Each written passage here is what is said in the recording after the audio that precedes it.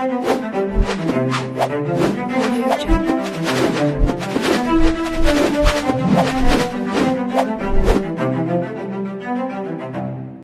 Everyone, welcome to सीख study smartly. मैं हूं बलजिंदर सिंह। एक बार फिर से आप लोगों का मेरे यूट्यूब चैनल के ऊपर स्वागत करता हूं।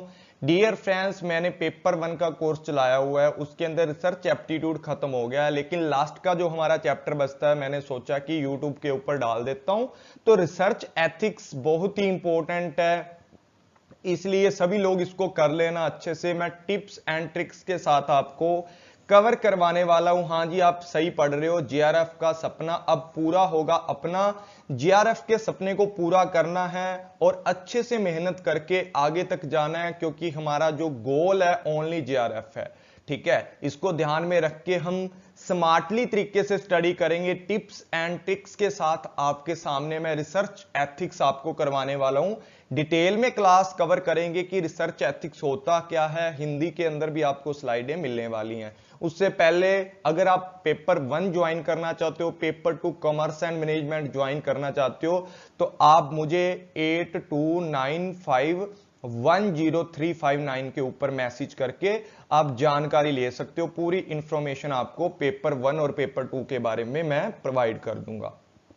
तो सबसे पहले यहां पर पढ़ लेते हैं किसको, व्हाट इज एथिक्स। एथिक्स क्या है, एथिक्स को समझेंगे। उसके बाद रिसर्च तो आप लोगों को पता ही है, रिसर्च के अंदर क्या किया जाता है। रिसर्च में सबसे पहले प्रॉब्लम फिक्स करके, डाटा कलेक्ट करके, उसके बाद उसका कंक्लूजन निकाल के एक रिपोर्ट तैयार करके आपके सामने रख दिया जाता है। पर एथिक्स नया टॉपिक है आप लोगों के लिए, तो एथिक्स कई बच्चों ने नहीं पढ़ा होता। तो एथिक्स क्या होता है? The ethics is usually applied to the person. ये किसके लिए अप्लाई किया जाता है? एक पर्सन के ऊपर या बहुत सारे लोगों के ऊपर इसको क्या किया जाता है? लागू किया जाता है। Ethics comes from the Greek Athos. Athos Greek का वर्ड है, आपको ज्यादातर पता है लैटिन या ग्रीक से वर्ड चूज किए जाते हैं। तो जो एथिक्स है वो कहां से निकला है? ग्रीक वर्ड के एथोस से निकला है, जिसका मतलब क्या होता है? कैरेक्टर होता है, मोरालिटी होती है, या टू एक्ट द बिहेवियर, कि किसी भी चीज को देख करके आप किस तरीके का बिहेवियर करते हो। तो लैटिन से निकला हुआ है, मोरलाइज से निकला हुआ है मोरल। ठीक है, मोरल का मतलब क्या होता है कि किसी भी तरीके से कोई भी काम करते हो ना, तो आप किस तरीके से नैतिक व्यवहार करते हो, किस तरीके से अपने कस्टम देखते हो, माइनस देखते हो अपने, उन चीजों को बोला जाता है। सिंपल भाषा में अगर देखा जाए तो जो एथिक इज द स्टेटमेंट या जो भी आपका सिस्टम है, इस तरीके से बयान करता है जिसके अंदर क्या होता है? मोरल प्रिंसिपल होते हैं। Ethic concern with what is good for individuals and society is also describe as moral philosophy. यहां पर बात की गई है कि आपका जो एथिक वर्ड है ना, वो किस तरीके से कंसर्न करता है, किस चीज को बताता है। वो बताता है कि what is the good for individuals, कि इंडिविजुअल है जो आपके आसपास का इन्वायरमेंट है, यहां पर जितने भी लोग हैं, या जो आपकी सोसाइटी है, उस इन्वायरमेंट में जितने लोग हैं, जितनी सोसाइटी हैं, उनके लिए क्या अच्छी चीज है, क्या मोरल फिलोसफी है, उसके बारे में डिस्क्राइब करता है कि आपका जो नैतिक जीवन है वो किस तरीके का होना चाहिए। एथिक इसी चीज को बयान करता है। The term is derived from the Greek. देखो वही बात आ गई ना कि एथोस से ड्राइव्ड हुई है। ये जो हमारा एथिक है वो एथोस ग्रीक वर्ड से आया है, जिसका मतलब क्या होता है? You can mean custom, habit, character, और साथ में ऊपर हम लोगों ने मोरालिटी भी पढ़ा था।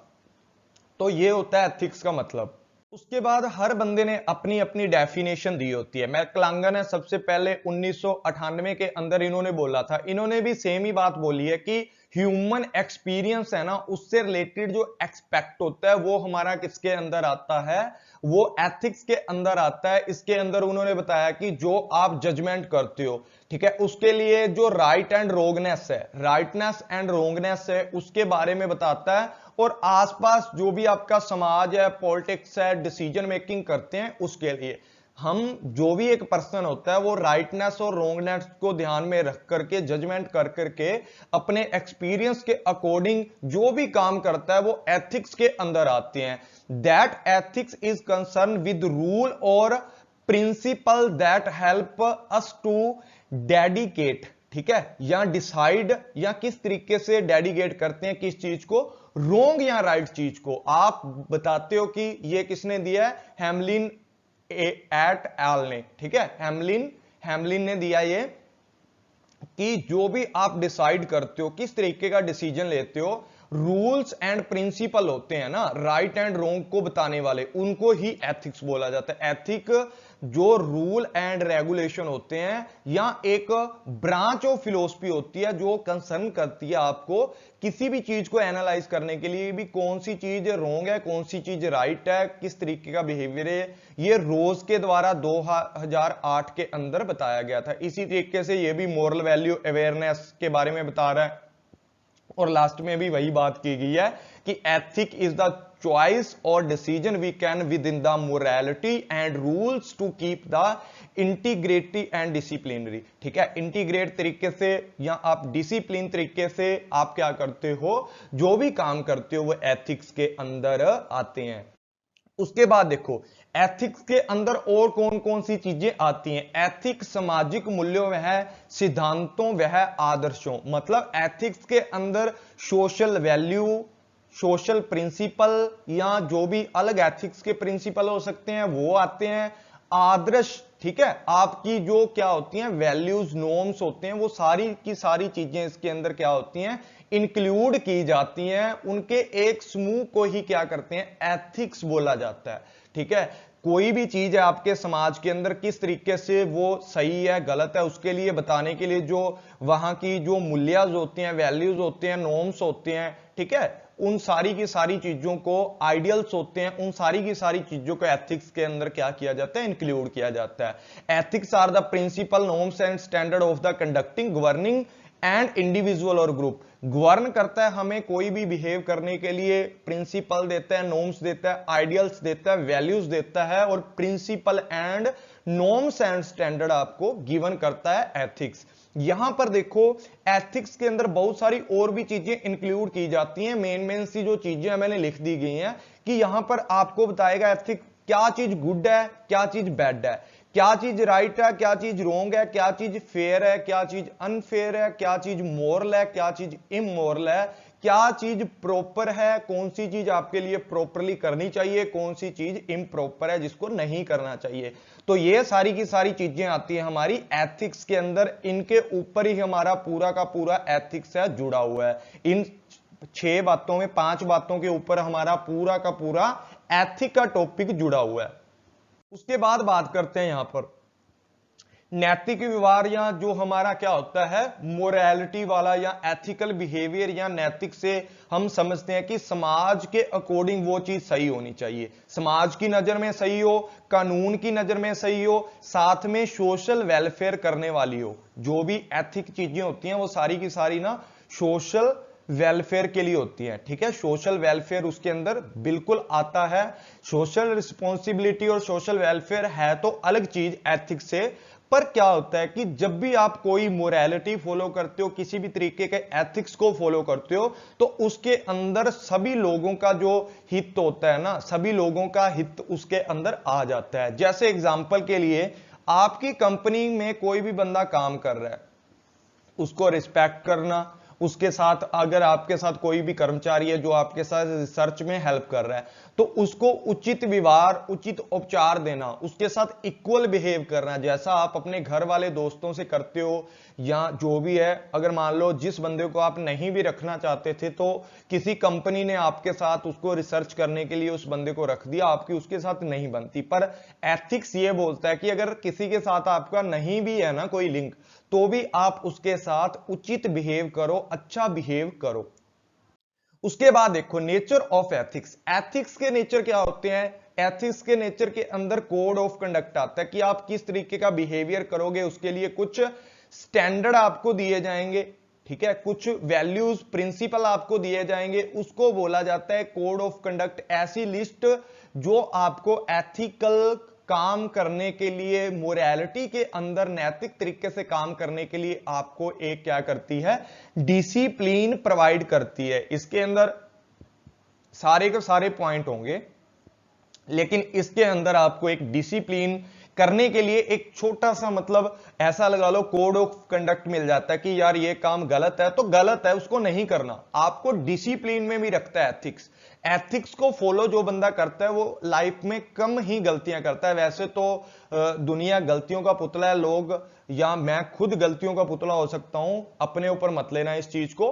तो हर बंदा जो हर व्यक्ति है जो गलतियों का पुतला हो सकता है, लेकिन एथिक्स में जो बंदा चलता है उससे कम मिस्टेक होने मतलब पॉसिबल है कि वो कम से कम मिस्टेक करे। ठीक है, उसके बाद बात करते हैं related to the human aspect. Human aspect के साथ रिलेटेड है, मानव व्यवहार के साथ रिलेटेड होता है एथिक्स। उसके बाद आपको एक तरीके का बेसिक फ्रेमवर्क प्रोवाइड करेगा जिसके अंदर कोड ऑफ कंडक्ट होगा, डिसिप्लिन होगा। साथ में ये थोड़ा सा डिफरेंट रखता है रिस्पॉन्सिबिलिटी से। रिस्पॉन्सिबिलिटी क्या होती है कि आप जहां पर रिसर्च कर रहे हो, जहां पर काम कर रहे हो, चाहे आप कोई कंपनी लगाना चाहते हो, कुछ भी करना चाहते हो, वहां के जो आसपास के लोग हैं उनके लिए आप क्या कर रहे हो, वो तो आपकी सोशल रिस्पॉन्सिबिलिटी है। ऐसा ना हो कि उनके साथ सोशल रिस्पॉन्सिबिलिटी तो दे रहे हो आप, उनको कोई ना कोई सर्विस तो दे रहे हो, उनके बाद में आप पैसे चार्ज करने लग जाओ। ठीक है, मतलब अपना एथिक जो कर्तव्य था, मूल कर्तव्य था, उसको भूल जाते हो आप। तो जो सोशल रिस्पॉन्सिबिलिटी है वो एथिक से थोड़ा अलग है। उसके बाद जो एथिक्स हैं वो एनवायरमेंटल इशू से जुड़े होते हैं। जैसे आपको पता है आजकल ग्लोबल वार्मिंग बढ़ती जा रही है, या बहुत सारी और भी चीजें हैं जो हमारे इन्वायरमेंट पे इफेक्ट करती हैं। जैसे एथिक्स के अंदर आपको रहना चाहिए। अगर आपकी सोसाइटी है, सोसाइटी के अंदर कोई भी आपको मिल जाता है, अगर रिसर्च करने जा रहे हो, तो चाहे वो बूढ़ा व्यक्ति है चाहे बच्चा है, जिससे आप डाटा कलेक्ट कर रहे हो, तो वहां आपको किसी भी तरीके का इशू क्रिएट नहीं करना। इन्वायरमेंटल इशू से राहत होती है जो एथिक होती है। एथिक परे की बात करती है कि आपको सब लोगों की क्या करनी है, रिस्पेक्ट करनी है। रिस्पेक्ट करोगे वहां पर जाकर के तो आपको क्या मिलेगा, आपको थोड़ा उनसे भी रिस्पेक्ट मिलेगा। वो बोलते हैं ना, एक हाथ से रिस्पेक्ट दोगे ना तो सामने वाला दो हाथों से आपको रिस्पेक्ट देगा आजकल के टाइम में। तो देख लेना आप भी किसी की रिस्पेक्ट करके आपको रिटर्न में रिस्पेक्ट मिलेगी, वो बंदा ना करे पर कहीं और से आपको रिस्पेक्ट जरूर मिलेगी। उसके बाद बात करते हैं अवॉइडिंग आर्टिफिशियल। यहां पर जो भी काम करते हो ना एथिक्स के अंदर, किसी भी तरीके का आर्टिफिशियल वर्क नहीं करना चाहिए आपको। ठीक है, आर्टिफिशियल जो आपकी इमेज को, गुडविल को ज्यादा करे, ऐसा वर्क ना करें। आप वैसे ही बोलते रहो कि भाई मैं तो रिसर्च करने आया हूं, यहां से आप डाटा निकालो, आप अपने बारे में इंफॉर्मेशन दो, ये करो वो करो। अरे भाई अगर तू रिसर्च करने गया है ना तो थोड़ा प्यार से डील कर वहां जाकर। ठीक है, आर्टिफिशियल इमेज मत बना, अपने आप को वहां पर जाके डीएसपी मत बता। ठीक है, अगर तू डीएसपी के द्वारा भेजा गया है ना तो खुद डीएसपी मत बन। तो ऐसी अवॉइड करनी चाहिए ऐसी आर्टिफिशियल इमेज को। Meeting up the claims. अगर आपने कोई भी अपनी कंपनी के साथ कोई भी रिसर्च कर रहे हो, अगर आपने बोला है कि मैंने इतने दिन में रिसर्च कवर कर दूंगा, या आपके साथ जो भी लोग ऑथर्स लोग और होते हैं ना जो आपके साथ काम करते हैं रिसर्च के अंदर, आपको डाटा कलेक्ट कर देते हैं, अगर उनके साथ आपकी कोई जुबान हुई है कि भाई इतने, कोई आपने उनके साथ प्रॉमिस किया कि भाई इतना डाटा इकट्ठा कर दे, मैं आपको इतने पैसे दे दूंगा, तो वो जो क्लेम है आपको उनको मीटअप करना चाहिए। रिसर्च एथिक यही बोलता है कि आप क्या करोगे, जो भी आप अपने पार्टनर के साथ काम कर रहे हो तो उनके साथ जो भी आप लोगों ने क्लेम्स किए हैं उनको पूरा करो। Greater than the law. कुछ चीजें ऐसी भी होती हैं कि जिनको वैसे तो कानून के हाथ बोलते हैं कि बहुत लंबे होते हैं, पर कुछ चीजें ऐसी भी होती हैं कि बंदे के मन के अंदर तो चोर होता है लेकिन वो फिर भी गलत करके और नाम किसी और का लगा देता है। तो यहां पर क्या होता है कि लॉ के अकॉर्डिंग चलना चाहिए। अपने को खुद भी अगर आप रिसर्च कर रहे हो ना तो खुद को भी सोचना चाहिए कि यार मुझे प्लेगरिज्म के चक्कर में नहीं पड़ना, मुझे सारा कंटेंट अपने तरीके से लिखना है, मैंने किसी की कॉपी कैट नहीं बनना। मुझे मैंने सारे का सारा जितना भी कंटेंट है ना, मैं कॉपी कैट नहीं हूं, मैं खुद से अपनी लैंग्वेज में लिखूंगा, चाहे जो मर्जी है, जहां से मर्जी डाटा उठाओ, लेकिन उसको अपनी लैंग्वेज में जरूर लिखा करो भाई। ठीक है, लॉ ये बोलता है, अगर लॉ से बचना है तो इससे ऊपर की बात बोलता है जो एथिक्स होते हैं। उसके बाद ensure legality for HRM activity. जो भी आपके कंपनी के अंदर लोग काम कर रहे हैं या रिसर्च के अंदर काम कर रहे हैं, यहां रिसर्च डाल दो। ठीक है, रिसर्च के अंदर जो भी बच्चे काम कर रहे हैं, जो भी, उनको लीगैलिटी का ध्यान रखना चाहिए भी, मैं सारे के सारे जितने भी काम है ना वो लीगल एक्टिविटी के अकॉर्डिंग कर रहा हूं, मतलब जो कानूनी रूप से सही है, जो चीजें क्या है कानूनी रूप से सही है वैसा मैं क्या कर रहा हूं, यहां पर सारे का सारा काम कर रहा हूं। इस चीज को ध्यान में रखकर, चाहे वो एचआरएम की एक्टिविटी है, चाहे रिसर्च की एक्टिविटी है, चाहे किसी भी बिजनेस की एक्टिविटी है, आपको अगर एथिक यूज कर रहे हो तो वहां पर रिसर्च के अंदर भी तो एचआरएम काम करते हैं ना, लोग ही काम करते हैं, तो रिसर्च के अंदर भी आपको क्या करना चाहिए, सारी की सारी लीगैलिटी को ध्यान में रखना चाहिए। देखो एथिक्स इन रिसर्च की बात करते हैं। एथिक इन रिसर्च की है research that the involve human subject और participation raise unique and complex ethic legal social and political issue. अरे भाई जब भी आप कोई भी रिसर्च करते हो तो आपका कोई भी ह्यूमन सब्जेक्ट है तो वहां पर आपको ध्यान रखना पड़ता है अपने यूनिक एंड कंप्लेक्स एथिक्स को, जो भी पार्टिसिपेशन ज्वाइन करते हैं उनके ध्यान रखना पड़ता है उनको भी, और साथ में लीगल चीजों का भी ध्यान रखना है कि आप किसी को भी कोई इंफॉर्मेशन दे रहे हो वो लीगल रूप से सही होनी चाहिए। किसी के लिए कोई भी मतलब गलत एविडेंस बना के देना वो भी गलत बात है रिसर्च एथिक्स के अंदर। सोशल के अकॉर्डिंग होनी चाहिए, सोशल कल्चर के अकॉर्डिंग होनी चाहिए, एंड पॉलिटिकल इशू इसके अंदर रहने चाहिए, मतलब पॉलिटिकल के कोई भी इशू है, राजनीतिक मुद्दे हैं, वैसी रिसर्च ना हो कि आपके ऊपर कोई राजनीतिक बंदा भड़क जाए। ठीक है, आपको पता ही है राजनीतिक वाले बंदे, अगर आप छोटी मोटी भी रिसर्च कर रहे हो तो आपका जो नाम बनना था वो पहले ही वो लोग खत्म करवा सकते हैं। Research ethic is the specially interested in analysing ethical issue. Research के अंदर स्पेशली नैतिक मुद्दों का विश्लेषण करना है, हमेशा नैतिक मुद्दों का विश्लेषण करना है, एथिकल इशू का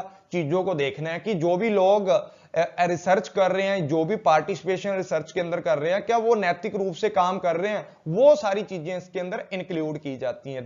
यहां पर 3 हमारे ऑब्जेक्टिव हो जाते हैं रिसर्च एथिक के। सबसे पहले वाला क्या है कि आप लोगों ने ह्यूमन प्रोटेक्शन करना है, जितने भी लोग पार्टिसिपेशन कर रहे हैं रिसर्च के अंदर, फर्स्ट ऑब्जेक्टिव है कि आपको प्रोटेक्शन करना है, किसका, ह्यूमन को प्रोटेक्शन करना है। जितने भी पार्टिसिपेशन है जो आपको इंफॉर्मेशन दे रहे हैं किसी भी चीज के लिए, मान लो सीआईडी वाले थे, बहुत मुद्दा गर्म था, ठीक है, तो वहां पर बहुत सारे लोग खड़े हुए थे, मान लो कहीं पर कोई कत्ल हो जाता किसी का, वहां पर सीआईडी वाले थे, वो रिसर्च कर रहे हैं अभी, जैसे सुशांत सिंह राजपूत का हुआ था, आस पड़ोस से पूछा, नौकर चाकर से पूछा, तो उन लोगों को प्रोटेक्शन मिलनी चाहिए। सबसे बड़ी बात है अगर ऐसी कोई रिसर्च कर रहे हो तो ह्यूमन को प्रोटेक्शन मिलनी चाहिए। या कोई और रिसर्च कर रहे हो, जैसे कोविड की दवाई बना रहे हो, ठीक है, कोविड का कोई भी 9 के लिए आप क्या कर रहे हो, एक इंजेक्शन बना रहे हो, वैक्सीन बना रहे हो, तो आप पहले उसको सीधा ह्यूमन पे चेक कर रहे हो, ठीक है, किसी और तरीके से चेक करो ना, ठीक है, वो चीजों को भी ध्यान रखो, एथिक्स का उसके ऊपर भी ध्यान रखो कि जो चीज ह्यूमन पार्टिसिपेट करता है आपकी रिसर्च में उसको बिल्कुल प्रोटेक्ट करके रखना है आप लोगों ने, ठीक है, उसका नाम बाहर नहीं आना चाहिए, कॉन्फिडेंशियलिटी आपको रखनी पड़ती है।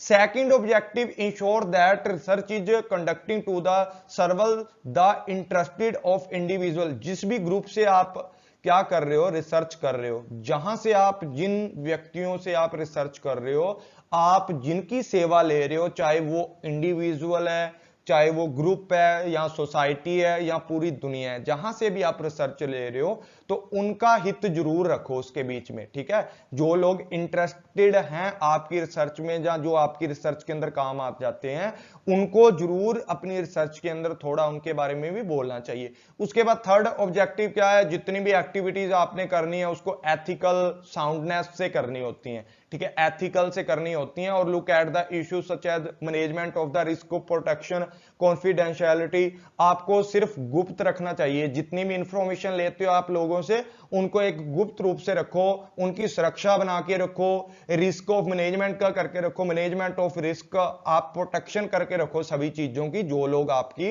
रिसर्च में आ रहे हैं। उसके बाद यहां पर देखो ये बात बोली जा रही है कि आप एक स्टैंडर्ड फिक्स करो, डिसिप्लिन के ऊपर ध्यान दो, और जितनी फिलोसफी है, थ्योलॉजी है, जिसको धार्मिक ग्रंथ बोला जाता है, धार्मिक शास्त्र बोला जाता है, लॉ है हमारे जितने हैं, साइकोलॉजिकल है, सोशोलॉजी है, इनके अकॉर्डिंग आप रिसर्च करो, कोई चक्कर वाली बात नहीं है, इनको किसी भी तरीके की कोई आपत्ति नहीं होनी चाहिए। मतलब आपकी रिसर्च से आप ऐसे स्टैंडर्ड फिक्स करो, स्टैंडर्ड ऑफ द कंडक्ट ऐसे फिक्स करो कि भाई इनके किसी भी तरीके के जो कल्चर हैं उनको किसी भी तरीके का हार्म ना पहुंचे, उनको किसी भी तरीके का नुकसान ना पहुंचे। उसके बाद फॉर एग्जांपल मेडिकल एथिकल भी आपको ध्यान में रखने चाहिए। अगर आप कोई भी नई दवाई बनाते हो ना तो उसके लिए कुछ स्टैंडर्ड फिक्स करके रखो। ऐसा नहीं है कि यार आप लोग हमेशा, हम लोग क्या करते हैं, कोई भी नई दवाई बनाते हैं उसको पहले मेंढक पर लगा के देख लेते हैं, किसी जीव जंतु के ऊपर टेस्ट किया जाता है उसका, ठीक है। तो एथिकल बोलता है कि आप पहले ही अच्छी दवाई बनाओ, ऐसा ना हो कि आपकी बनाई हुई मेडिसिन से कोई भी जो रिसर्च की है उससे किसी भी जीव जंतु को क्या हो जाए, हार्म हो जाए। उसके बाद यहां पर जितने भी मेथड है उनके अंदर आपको एनालाइज करने तक, रिजल्ट निकालने तक एथिक्स फॉलो करने चाहिए रिसर्च के अंदर, ठीक है। उसके बाद देखो इकोनॉमी है, ठीक है, इकोलॉजिकल है, पॉलिटिकल है, इनके लिए भी आपको अलग अलग एथिक्स चाहिए। और सही बात यह है कि आप जितना भी काम कर रहे हो ना वहां पर आपको कॉस्ट एंड बेनिफिट को भी एनालाइज करना चाहिए एथिक्स के अंदर।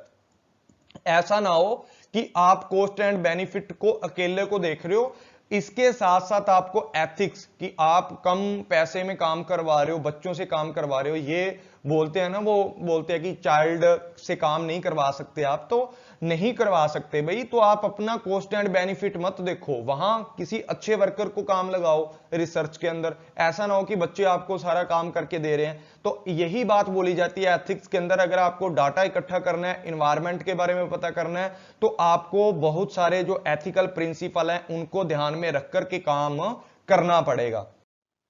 उसके बाद यहां पर बात है कि जो इंपॉर्टेंट हमारे क्या है एथिकल नॉर्म्स हैं उनके बारे में बताया गया है। फर्स्ट के बारे में बताया गया, first norms promote the aim of research. आपका सबसे पहले रिसर्च का उद्देश्य है उसको प्रमोट करना है, सच एज नॉलेज, आपको अच्छी नॉलेज देनी है, उसके अंदर ट्रुथ बताना है, अवॉइडेंस ऑफ द एरर, आपको उसके अंदर किसी भी प्रकार की गलत इंफॉर्मेशन नहीं देनी, ठीक है। जैसे कि यहां पर रिसर्च के अंदर बताया जाता है फॉर एग्जांपल कि कोई भी आप काम करते हो फैब्रिकेटिंग नहीं होना चाहिए, ठीक है। आप गलत या मिथ्या वाला जो आप काम करते हो ना, झूठा दिखावा नहीं करना। आपको रिसर्च है, अपना डाटा निकालो, अपना डाटा प्रेजेंट करो लोगों के सामने, फैल्सिफिकेशन नहीं होना चाहिए उसके अंदर किसी भी तरीके का। आप अपने किसी और के डाटे को गलत तरीके से प्रेजेंट कर देते हो, मिस रिप्रेजेंट उसके अंदर नहीं होनी चाहिए। ये सबसे पहला जो मेन रिसर्च एथिक्स का मेन जो पार्ट है या मेन ऑब्जेक्टिव है ये है। उसके बाद नंबर 2 पे बात करते हैं कि आपको पता है कि आपका सेकंड है कि रिसर्च है ना वो अकेला बंदा उसके साथ डील नहीं कर सकता, अकेला बंदा रिसर्च नहीं कर सकता। मतलब जब भी बड़ी रिसर्च करते हैं, आप किसी भी बड़ी चीज को ढूंढते हो तो अकेले बंदे की बस की बात नहीं होती। कई बार तो कंपनी के अंदर करते हो, कहीं पर भी आप करते हो, तो वहां पर आपको ना कोई कोऑपरेशन या कोऑर्डिनेशन बना के बहुत सारे लोगों के साथ बनाकर चलना पड़ता है। एक डिसिप्लिन के अंदर, एक इंस्टीट्यूशन में डिसिप्लिन में चलना पड़ता है। वहां पर बात करते हैं एथिकल स्टैंडर्ड आपको फॉलो करने पड़ते हैं जो कि एसेंशियल होते हैं हमारे किसके लिए, अगर आप 2 से 2 ज्यादा लोग काम कर रहे हो, वहां पर कोलाबरेटिव वर्क कर रहे हो, तो वहां पर आपका ट्रस्ट बहुत बड़ी बात होती है। ट्रस्ट रखना, अकाउंटेबिलिटी रखना, म्यूचुअल रिस्पेक्ट रखना और फेयरनेस रखना कि अगर आप रिसर्च कर रहे हो, कहीं पर कोलाबरेटिव वर्क कर रहे हो, वहां पर आपको उनके साथ ट्रस्ट रखना पड़ेगा, एक दूसरे के ऊपर अकाउंटेबिलिटी होगी, आप जवाबदेही बनो वहां पर। अगर आपकी कोई भी गलती है, म्यूचुअल रिस्पेक्ट होनी चाहिए, फेयरनेस होनी चाहिए, निष्पक्ष काम करोगे आप, किसी का मैनिपुलेट नहीं करोगे, किसी भी चीज को दूसरे बंदे को फंसाने के लिए या रिसर्च का श्रेय खुद लेने के लिए उनको निकाल दो भी, उनको किसी ना किसी तरीके से फंसा के, ऐसा काम आपको नहीं करना है, ठीक है। जैसे आप यहां पर क्या करते हो, जो भी आप लोगों के साथ मिलकर काम किया उसको भी ओनरशिप दो, उसका भी कॉपीराइट रखो, ठीक है, पेटेंट रखो, पेटेंट की पॉलिसीज को फॉलो करो, ठीक है, डाटा शेयर करो उनके साथ, ठीक है, जो भी पॉलिसी हैं उनके रूल वगैरह जो भी आपके पास हैं, अगर कोई पर्सनल डाटा है उसको भी आप कॉन्फिडेंशियलिटी के अंदर रखो।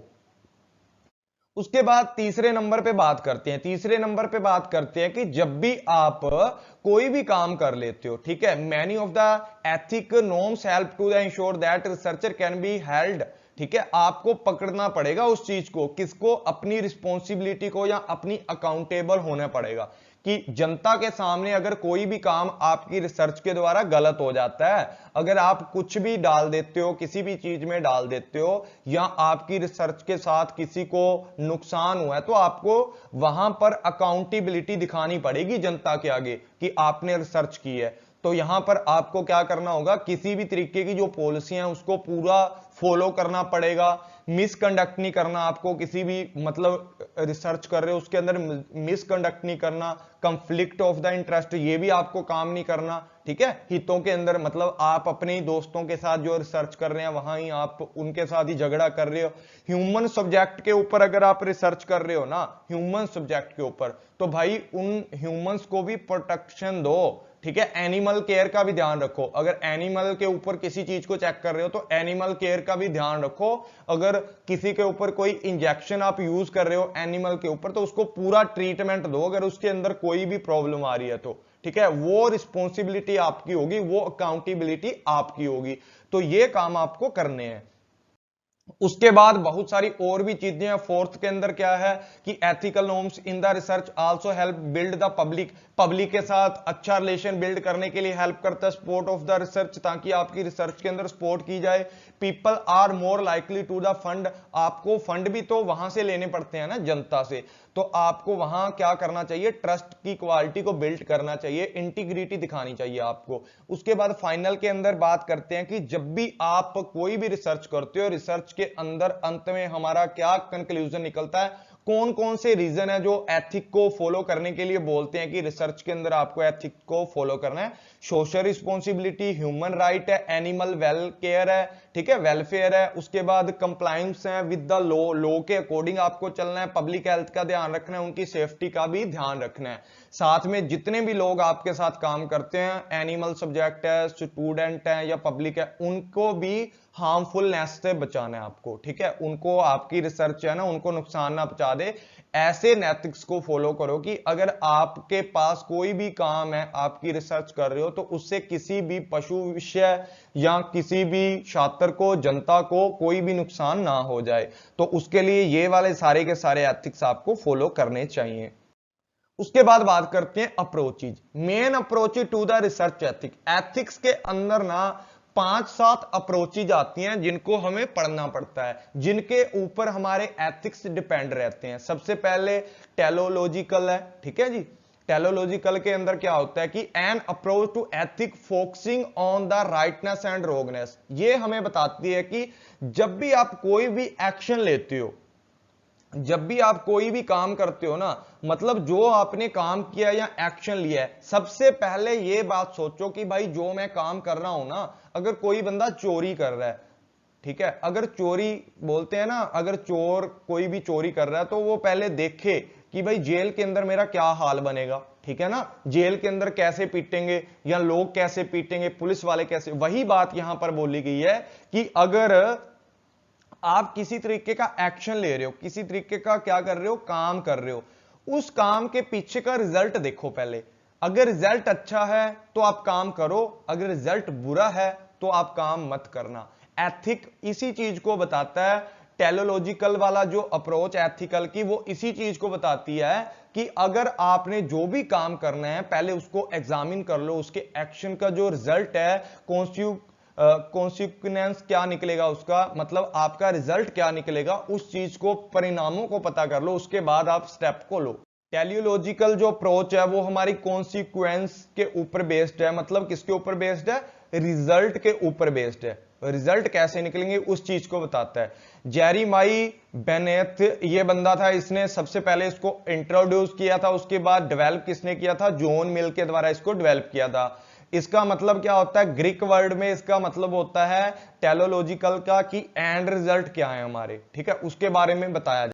उसके बाद देखो यहां गुडनेस और badness is the determined by the result, या आउटकम आपके क्या निकलेंगे उसके बारे में बताया जाता है। कॉन्सिक्वेंसली ये हमारी थ्योरी के ऊपर बेस्ड है। मोरल राइट और रॉन्ग के बारे में आपको बताता है कि आपकी जो आउटकम है वो किस तरीके की निकलने वाली है। तो एथिक्स में सबसे पहले ये चीज देखी जाती है, सोच विचार किया जाता है टेलोलॉजिकल के अंदर कि जो भी आप काम कर रहे हो उसका रॉन्ग रिजल्ट होगा या राइट है, उसको पहले ही सोचकर हम लोग करेंगे।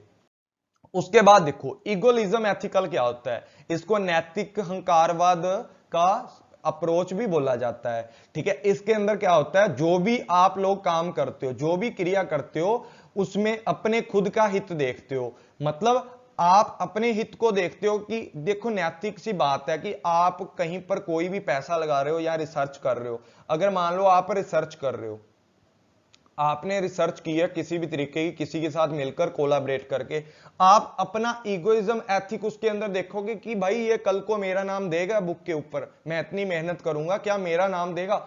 अपना हित आपको देखना है, अधिकतम अपना हित भी देखना है, साथ में दूसरों का गलत किए बिना। ठीक है ना, इसके अंदर सेल्फ इंटरेस्ट के साथ साथ दूसरों का किसी भी प्रकार का नुकसान ना हो जाए उसको भी ध्यान रखा जाता है इगोइज्म एथिकल के अंदर, जिसके अंदर आपको बताया जाता है कि कोई भी अगर आप रिसर्च कर रहे हो कोलैबोरेशन के अंदर, तो आप इगोइज्म एथिक्स को भी फॉलो करो कि आपको कितना रिजल्ट मिलेगा। आप रिसर्च कर रहे हो तो आपको कितना फायदा मिलेगा, आपको कितना आपका नाम आएगा बुक के अंदर, आपका नाम ऑथर के सामने लिखा होगा या नहीं लिखा होगा, तो उस चीज को भी ध्यान में रखना है, इगोलिज्म एथिकल के अंदर आता है।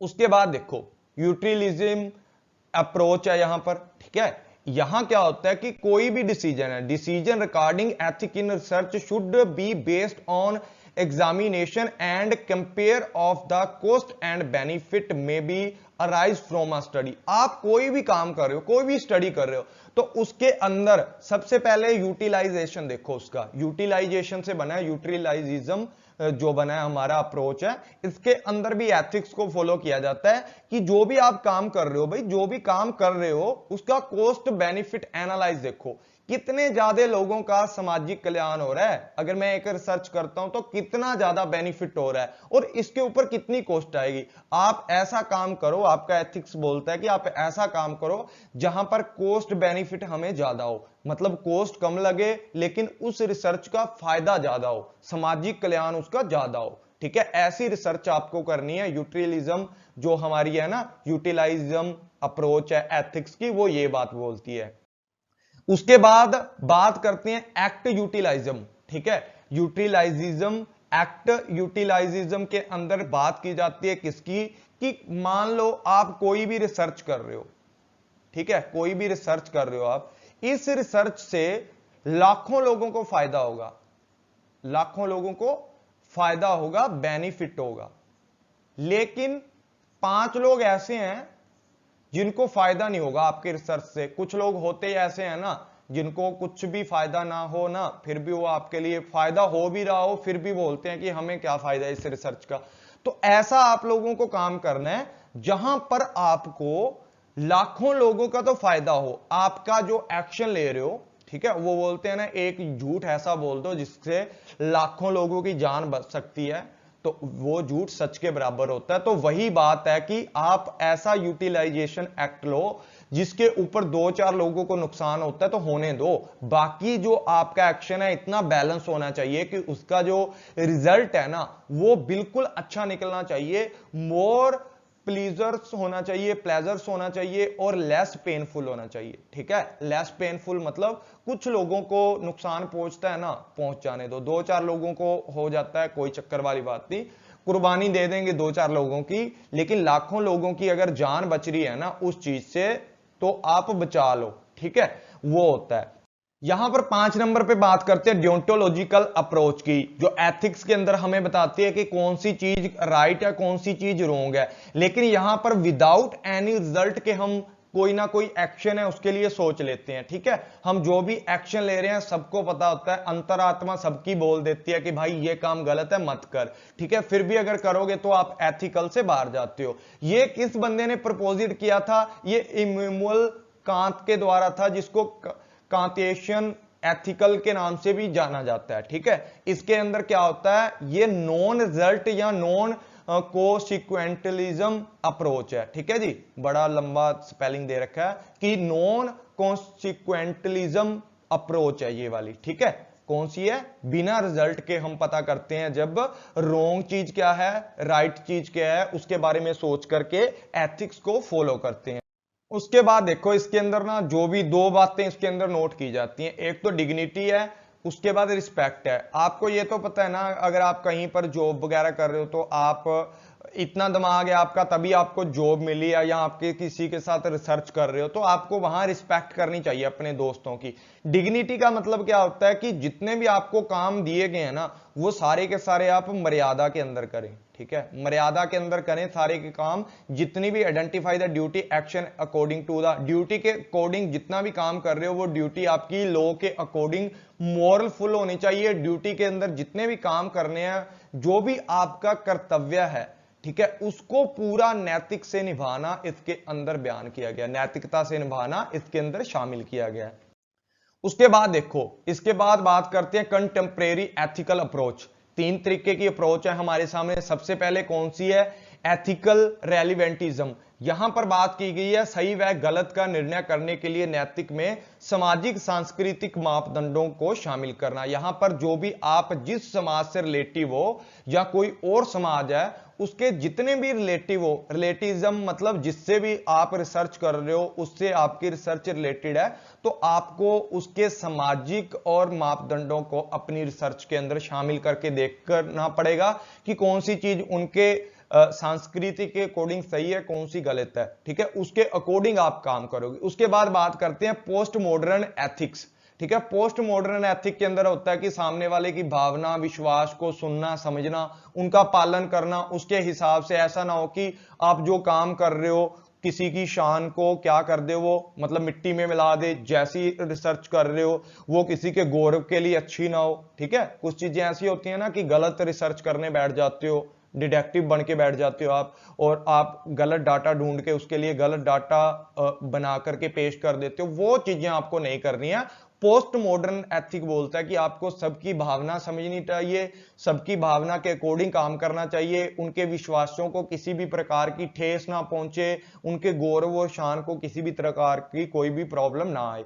एनालिटिकल एथिक होता है उसके बाद, ठीक है। इसके अंदर क्या होता है कि आप एथिकल समस्या उनको ढूंढते हो, उनका समाधान करते हो, और जो भी हमारे नैतिकल तर्क हैं उनके चरित्र के ऊपर आप क्या करते हो, डिस्कशन करते हो, चिंतन करते हो।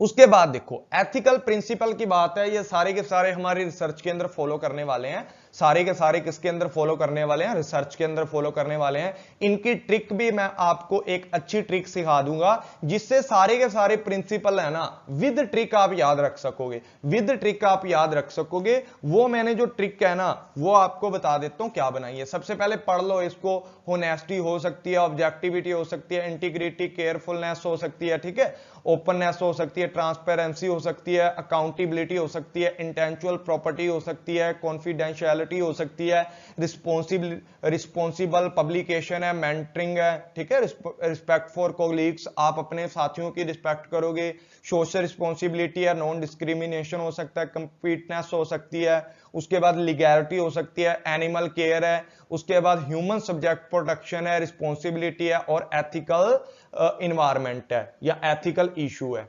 इन्वायरमेंटल एथिकल इशू या इन्वायरमेंट एथिक्स हम इसको बोल सकते हैं। तो इनको एक एक करके समझते हैं, मैं ट्रिक के साथ आपको समझाता हूं। ये मैंने ट्रिक बनाई है इसकी बहुत ही अच्छी, हां चीर और सोच क्लियर टिप, ठीक है, ये है हां चीर और सोच क्लियर टिप, जिसके द्वारा आप पूरे के पूरे प्रिंसिपल याद कर सकते हो। हां का मतलब है कि होनेस्टी, अकाउंटेबिलिटी और नॉन डिस्क्रिमिनेशन आप इसके अंदर डाल दोगे। चीर का मतलब है कि केयरफुलनेस हो सकती है, इंटीग्रिटी है, रिस्पॉन्सिबल है, रिस्पॉन्सिबल पब्लिकेशन है, रिस्पॉन्सिबल मेंटरिंग है आपकी, ठीक है। और की बात करते हैं ओपननेस, रिस्पेक्ट फॉर कोलीग्स है, ठीक है। सोच की बात करते हैं, सोच के अंदर सोशल रिस्पॉन्सिबिलिटी है, ऑब्जेक्टिविटी है, कॉन्फिडेंशियलिटी है, साथ में आपका ह्यूमन सब्जेक्ट प्रोटेक्शन है। क्लियर के अंदर देखो बहुत ही अच्छी बनाई है, मैंने 2 दिन मेहनत की है इस चीज के ऊपर, 2 दिन में मैंने ये तैयार किया है अच्छे से सोच सोच के कि क्या बन सकता है, ठीक है। उसके बाद है कंप्लीटनेस आ जाएगा, लीगैलिटी आ जाएगा, इन्वायरमेंटल एथिक आ जाएगा, एनिमल केयर, रिस्पॉन्सिबिलिटी आ सकती है, टिप के ऊपर आएगा आपका ट्रांसपेरेंसी और इंटेलेक्चुअल प्रॉपर्टी। और ये आज से पहले आपने कभी भी ट्रिक नहीं देखी होगी, आज के बाद कोई भी इसको कॉपी कर सकता है, तो वो मुझसे एक बार पूछ जरूर लेना कॉपी करने से पहले, क्योंकि मैं अपनी भी बुक तैयार कर रहा हूं उसके अंदर इन चीजों को डाल रहा हूं। तो ऐसा ना हो कि आप मेरा डाटा चुरा के अपने डाल दो, तो ये कॉपीराइट के अंदर रहेगा, मेरे कॉपीराइट के अंदर, तो ध्यान में रखनी ये बात आपको। तो यहां पर बात करते हैं हाँ, चीर और सोच क्लियर टिप के बारे में बात करते हैं एक एक करके। देखो होनेस्टी, यहां पर हाँ की बात करते हैं, ठीक है, हाँ को समझते हैं पहले। हाँ के अंदर क्या है, सबसे पहले honesty is the best policy. आपको पता है कि अगर आपके साथ कोई भी बंदा काम कर रहा है, किसी के साथ आप काम कर रहे हो, तो वहां पर जितनी भी आपने रिसर्च की है उसके साथ आप लोग क्या करोगे, होनेस्टी उसका जो रिपोर्ट का डाटा प्रेजेंट करोगे, होनेस्टी आप रिजल्ट दोगे, अच्छे होनेस्टी तरीके से, ईमानदारी से आप जितने भी प्रोसीजर है उनको फॉलो करोगे। Do not fabricate, falsification and misrepresent data. आप गलत तरीके से डाटे को रिप्रेजेंट नहीं करोगे।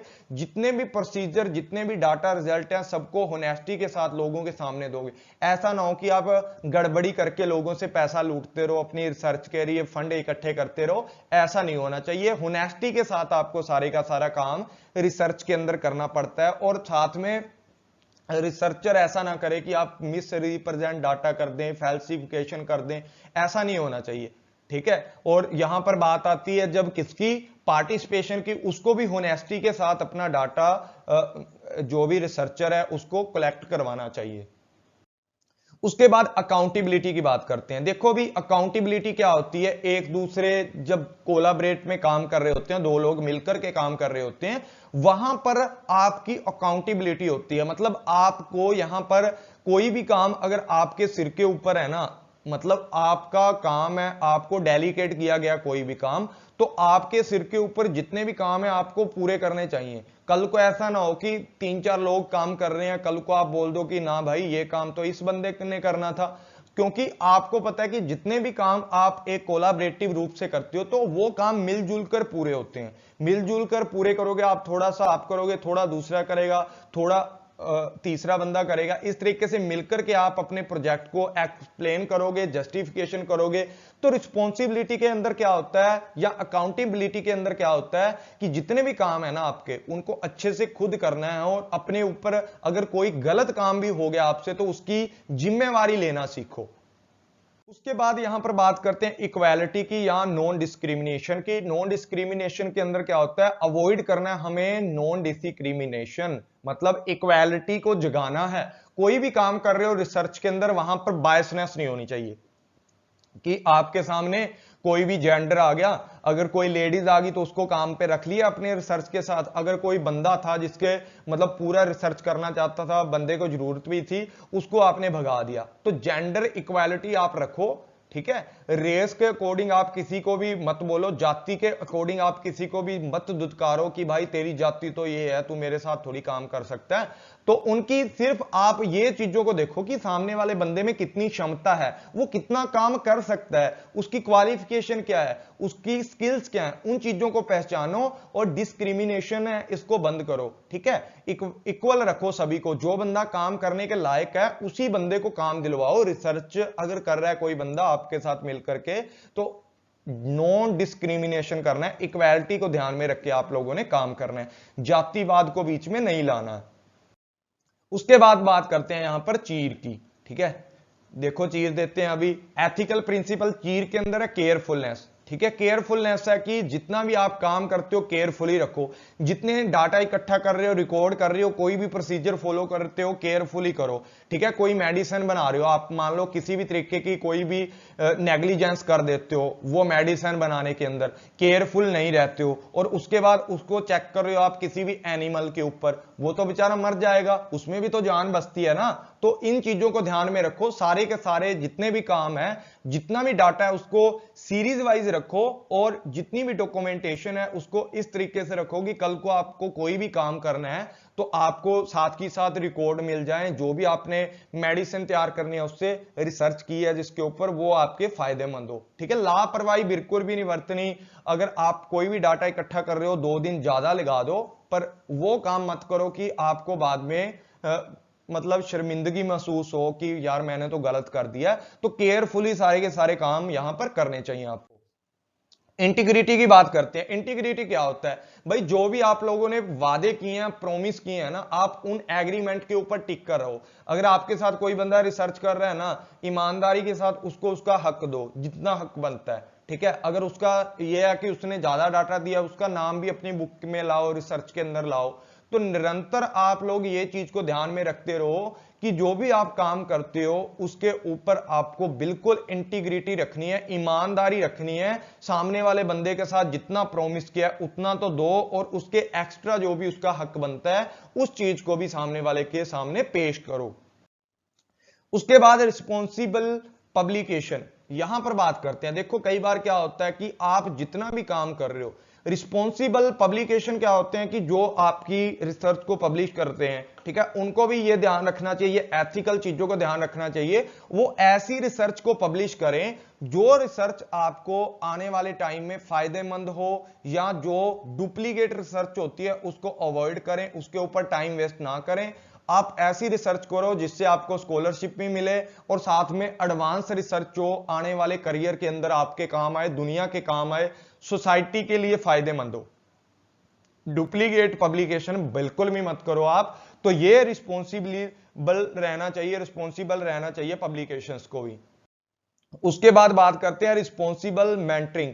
मेंटरिंग मतलब देखो, ये आप प्रोफेसर साहब हैं, ठीक है, ये प्रोफेसर साहब हैं, ये हैं नए स्टूडेंट मेरे जैसे। तो जो प्रोफेसर है ना, उनको ना सलाह देनी चाहिए ऐसे बच्चों को, ठीक है ना। रिस्पॉन्सिबल जो मेंटरिंग होती है वो आपको अच्छी गाइडेंस देती है, अच्छी सलाह देती है, आपको एडवाइस करते हैं कि बच्चे ऐसे ऐसे आपने आगे आने वाले काम करने हैं, आपकी रिसर्च के लिए आपको गाइडलाइंस प्रोवाइड करते हैं। देखो ये आपको मिसाल पकड़ करके रास्ता खुद दिखाएंगे, मार्गदर्शन करेंगे आपका।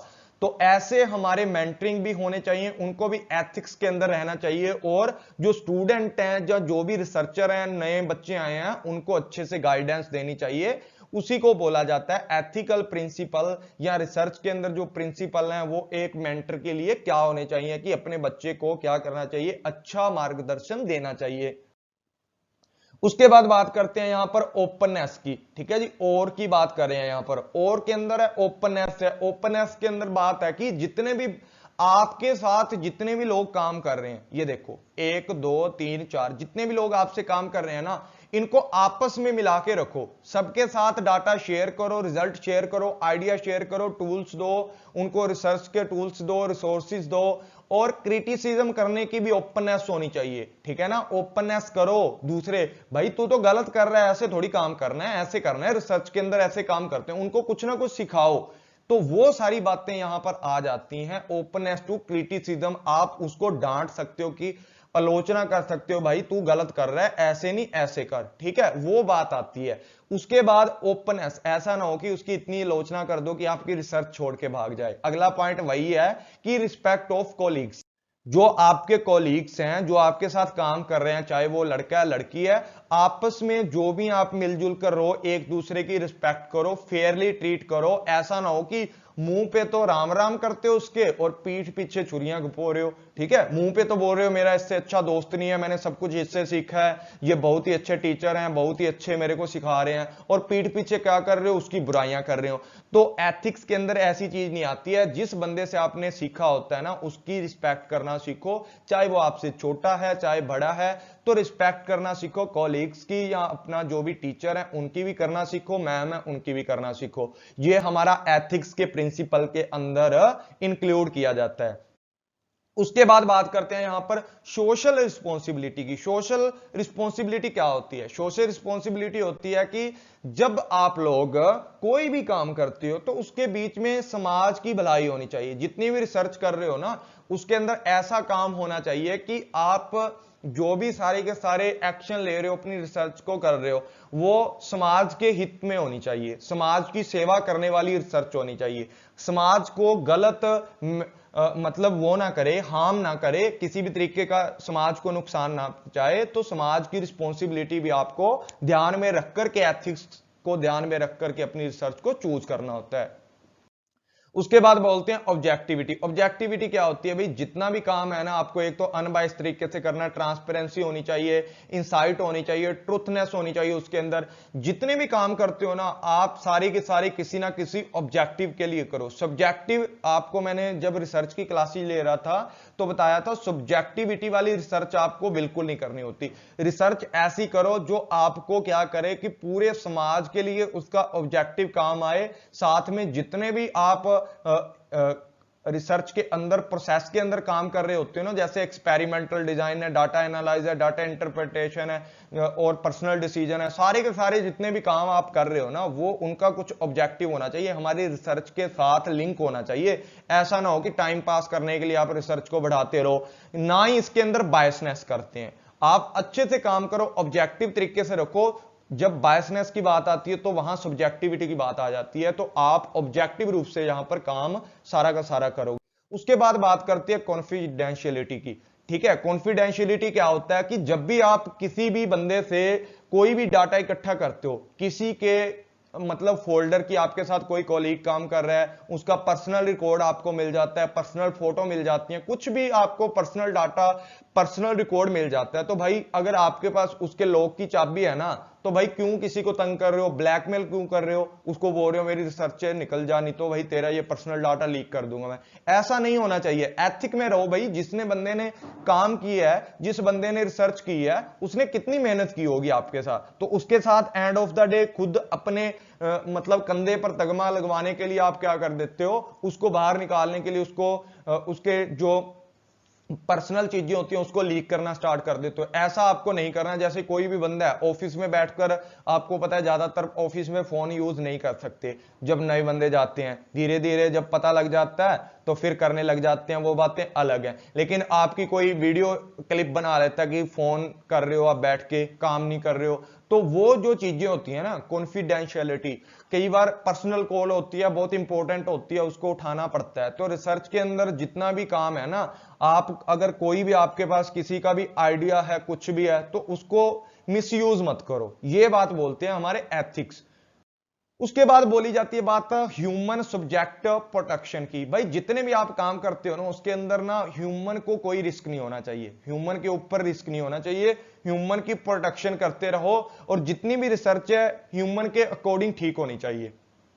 एक तो मैक्सिमम बेनिफिट देखो कि ह्यूमन के मैक्सिमम बेनिफिट हो, साथ में देखो कि उनको जो साथ ह्यूमन की डिग्निटी है उनके साथ ईमानदारी से काम करो, एक मर्यादा के अंदर रहकर काम करो। ठीक है, उनको बेनिफिट दो, फेयर रिसर्च करो। ठीक है, ऐसा ना हो कि आप जो रिसर्च कर रहे हो उसके बहुत ही ज्यादा नुकसान है ह्यूमन के लिए और आप वैसा ही रिसर्च करके प्लांट लगा रहे हो, नहीं नया प्लांट लगा के, मशीनरी लगा के आप लोगों को मतलब ज्यादा और पोल्यूशन करके लोगों को बीमार कर रहे हो। ऐसा आपका काम बिल्कुल नहीं होना चाहिए। उसके बाद बात करते हैं कॉम्पिटेंसी की। कॉम्पिटेंसी की बात करते हैं कि देखो यार, आपके साथ कोई भी बंदा काम कर रहा है ना, मिलजुल कर कोई भी बंदा काम कर रहा है, तो आप उन चीजों को ध्यान में रखो। एकदम से उन चीजों को अगर ध्यान में नहीं रखोगे, आप देखो कि आपके साथ जो बंदा काम कर रहा है उसका कितनी कॉम्पिटेंसी है, कितनी क्षमता है, और आने वाले टाइम के अंदर जो आप रिसर्च कर रहे हो, आने वाले टाइम के अंदर लोगों के लिए गाइडेंस का तरीके से काम करना चाहिए। ठीक है, वैज्ञानिक रूप से हमारी क्षमता बढ़ाए। ठीक है, अगर कोई भी बंदा कोलाबरेट में भी काम कर रहा है तो उसकी जो क्षमता है, उसकी कॉम्पिटेंसी है, जो उसकी क्षमता है, उसको सराहना चाहिए। और आने वाले टाइम के अंदर जितनी भी रिसर्च कर रहे हो तो वो आपकी कॉम्पिटेंसी को या आपकी क्षमता को बढ़ाए। ऐसी रिसर्च करो कि आने वाले टाइम में आपको ज्यादा से ज्यादा फायदा हो। उसके बाद बात करते हैं लीगैलिटी की। जितने भी आप काम कर रहे हो रिसर्च के अंदर, ठीक है, वो सारे के सारे लीगल होने चाहिए। ऐसा ना हो कि किसी और का डाटा उठा के अपने चेपी जा रहे हो। ठीक है, ऐसा नहीं होना चाहिए। सारे के सारे काम है लॉफुल होने चाहिए, लीगैलिटी के अंदर होने चाहिए, गवर्नमेंट की पॉलिसियों को फॉलो करते हुए सारे के सारे काम होने चाहिए। अगर कोई भी रिसर्च के ऊपर गवर्नमेंट ने बैन लगाया हुआ है ना, तो उस रिसर्च को मत करो। क्यों कर रहे हो? कोई वेबसाइट के ऊपर बैन लगाया है तो उसको क्यों चला रहे हो? देश के अंदर बैन रखो उसको। ठीक है ना, तो ऐसी चीजों के ऊपर ध्यान रखना है। गवर्नमेंट के रूल रेगुलेशन पॉलिसी को फॉलो यहां पर करना होता है। उसके बाद यहां पर बात करते हैं किस चीज की, एनवायरमेंटल एथिक्स की। भाई जितनी भी रिसर्च करते हो ऐसी नहीं होनी चाहिए कि आप नई नई इंडस्ट्रियों के लिए नई नई टेक्नोलॉजी लगाओ, उस टेक्नोलॉजी से जो आपने रिसर्च की है उससे बहुत ज्यादा पोल्यूशन हो रहा है या उससे बहुत ज्यादा हमारे इन्वायरमेंट पे इफेक्ट पड़ रहा है, ऐसी रिसर्च आपको हरगिज नहीं करनी। आपने क्या करना है, जितनी भी रिसर्च करनी है उसके अंदर आपने जीव जंतुओं का, इकोलॉजिकल सिस्टम का ध्यान रखना है, बायोडाइवर्सिटी का ध्यान रखना है और आने वाले टाइम के लिए हमारे सराउंडिंग को बचा के रखना है, इन्वायरमेंट। मतलब जितने भी हमारे हम लोग पीपल डेवलपमेंट इन्वायरमेंट में पढ़ते हैं ना, कोई भी नई रिसर्च करते हैं उसके अंदर सस्टेनेबल डेवलपमेंट के गोल है, ठीक है, एसडी वाले गोल है ना, जो उनको ध्यान में रख करके सारे के सारे काम करने चाहिए रिसर्च के अंदर। उसके बाद बात करते हैं एनिमल केयर की। एनिमल केयर की आप बहुत सारी वैक्सीन वगैरह रिसर्च करते रहते हो, जैसे कोरोना वायरस की, कोविड की वैक्सीन आ रही हैं आपको पता है, तो ऐसी वैक्सीन होनी चाहिए। पहले आप अगर उसको किसी कैट के ऊपर या किसी डॉग के ऊपर या कैट के ऊपर आप क्या कर रहे हो, उसको मतलब एक्सपेरिमेंट कर रहे हो, तो उसका ट्रीटमेंट अच्छे से करना चाहिए, उसका एक एक्सपेरिमेंटल डिजाइन बनाओ। और ऐसा ना हो कि यार हमारी वजह से, क्योंकि हर एनिमल के अंदर भी एक मतलब कुदरत की देन है, जान बसती है, तो ऐसा नहीं करना चाहिए। सबको ध्यान में रखो, उसको प्रॉपर ट्रीटमेंट करो। किसी भी कैट, डॉग या किसी मेंढक के ऊपर अगर आप कुछ भी एक्सपेरिमेंट कर रहे हो तो अपना रिसर्च के अंदर उसके लिए पूरे का पूरा फंड रखो कि अगर उसको कुछ हो गया तो किस डॉक्टर को दिखाना है, ठीक है, क्या उसका ट्रीटमेंट करना है, सारी बातें उसके अंदर फॉलो करके रखो। वही एथिकल प्रिंसिपल है कि पूरी दुनिया के अंदर किसी को भी नुकसान नहीं पहुंचाना, रॉन्ग और राइट चीजों को देखकर चलना है। उसके बाद बात करते हैं रिस्पॉन्सिबिलिटी की। रिस्पॉन्सिबिलिटी क्या होती है, जिसके अंदर इन्वायरमेंट की रिस्पॉन्सिबिलिटी है, वर्क प्लेस की है कि जहां इन्वायरमेंट है वो दूषित ना हो जाए, उसको भी ध्यान में रखना है। वर्क प्लेस है जिसके ऊपर आप काम कर रहे हो, वो भी आप देखोगे ध्यान से। मार्केट प्लेस है, उनके बीच में अगर आप ऐसा रिसर्च कर रहे हो पीछे पीछे जाकर कि मैंने कोई भी जो भी काम कर रहा हूं मैं रिसर्च ऐसी कर रहे हो कि जिसके साथ मार्केट डाउन चली जाए, या मार्केट से अगर आप किसी शेयर वगैरह में पैसा लगा रहे हो सिर्फ आपको ही पैसा हासिल हो जाए, किसी और को ना हो जाए, सब लोग मतलब बिल्कुल गिर जाए मार्केट, ऐसा काम मत करो, ठीक है। सोसाइटी को भी ध्यान में रखना, जो आसपास की रिस्पॉन्सिबिलिटी है उनके लिए मतलब साफ स्वच्छ पानी लगा देना, टैंक लगा देना, ठीक है, और पार्क बना देना, जिम वगैरह ओपन करवा देना, ये सारे के सारे काम आते हैं। अगर आप सक्सेसफुल हो जाते हो तो आपको रिस्पॉन्सिबिलिटी समझनी चाहिए, जहां जहां आपने रिसर्च की है वहां वहां जाके कुछ अपनी रिस्पॉन्सिबिलिटी निभानी चाहिए, अच्छा काम आपको करना चाहिए। उसके बाद यहां पर बात करते हैं ट्रांसपेरेंसी की। यहां पर TIP की बात करते हैं, टिप की बात करते हैं, जो कि हमारा लास्ट पॉइंट है। ट्रांसपेरेंसी क्या होती है, भी जितना भी आपने रिसर्च के अंदर काम किया है उसको फुल डिस्क्लोज करो, उसमें से कुछ भी मत छुपाओ और ना ही उसके ऊपर कोई किसी भी तरीके की विंडो ड्रेसिंग करो, ठीक है ना। विंडो ड्रेसिंग मत करो, लोगों को गुमराह करके वहां से जानकारी इकट्ठा मत करो, या लोगों से मतलब विंडो ड्रेसिंग करके मटेरियल ऐसा दिखा के कि मेरी रिसर्च इतनी बड़ी है, लोगों के फंड इकट्ठे करते फिर, ऐसा काम नहीं होना चाहिए। पूरी ट्रांसपेरेंसी होनी चाहिए। आप जो भी रिजल्ट दे रहे हो उसको अगर अच्छे से एवेल्युएट करके देखा जाए तो उसके जो रिजल्ट हैं बिल्कुल फेयर निकलने चाहिए, ठीक है, ईमानदारी से काम करो सारा का सारा। उसके बाद बोलते हैं प्रोटेक्शन करनी चाहिए इंटेलेक्चुअल प्रॉपर्टीज की। इंटेलेक्चुअल प्रॉपर्टीज कौन सी होती हैं, जैसे आपको पता है किसी बंदे ने, अभी मैंने पीछे बोला है कि मैंने ये ट्रिक बनाई है, ठीक है, इस ट्रिक को कोई भी बंदा चोरी मत कर लेना, ठीक है, अगर चोरी करो तो पहले बता देना। तो यहां पर ट्रांसपेरेंसी वही बात बोलती है कि आपका क्या पेटेंट है, आपका क्या कॉपीराइट है, वो सारी की सारी आपकी क्या आ जाती हैं, इंटेलेक्चुअल प्रॉपर्टीज आ जाती हैं। आप दूसरे बंदों को बता दो, कंट्रीब्यूशन करना है आपने करो, जिस बंदे ने कंट्रीब्यूशन करना है कर लो, उसके साथ उसको क्रेडिट भी दो, क्रेडिट फॉर ऑल कंट्रीब्यूशन। अगर आपके साथ किसी बंदे ने कंट्रीब्यूशन किया है तो उसको क्या करो, क्रेडिट दो जितना उसका बनता है। अगर आपकी रिसर्च के अंदर उसका नाम भी लिखना पड़ता है आपको लिखो, लेकिन प्लेगरिज्म मत करो, प्लेगराइज मत करो कि आपको क्या करना पड़ जाए कि सामने किसी भी जो डाटा है उसकी चोरी करनी पड़े, ऐसा काम मत करना। सारे का सारा काम है जो एथिकल रूप से आपको करना होता है। तो thank you all friends, I hope कि आप सब को ये क्लास बहुत ही अच्छी लगी होगी, और अगर अच्छी लगे तो कमेंट शेयर लाइक जरूर कर देना, कमेंट करके अपना फीडबैक जरूर देना कि आपको ये ट्रिक कैसी लगी। तो thank you all friends, take care, bye bye.